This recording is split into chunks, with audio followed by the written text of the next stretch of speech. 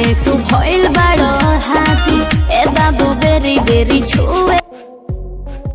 जी हाँ, नमस्कार दोस्तों, कैसे हैं आप लोग। आशा करता हूँ आप लोग ठीक होंगे। भोजपुरी गायक रमेश रसीमा जी का एक और ज़बरदस्त का सॉन्ग आ रहा है, बताएंगे आपको इस वीडियो में। लेकिन आप मेरे चैनल पर नए हैं और रमेश रसीमा जी को सच्चे वाले फैंस हैं तो इस वीडियो को दिल से लाइक करके चैनल को सब्सक्राइब जरूर करें।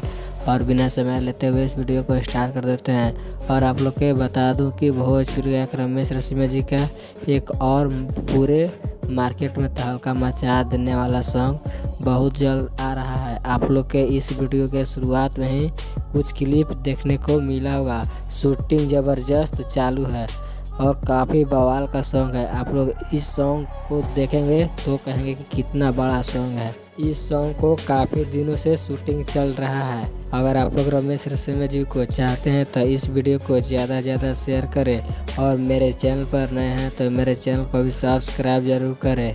तो कमेंट करके ज़रूर बताएं कैसा लगा यह वीडियो। और वीडियो अच्छी लगी हो तो वीडियो को भी लाइक ज़रूर करें। तो मिलते हैं नेक्स्ट वीडियो में, तब तक के लिए जय हो भोजपुरिया समाज।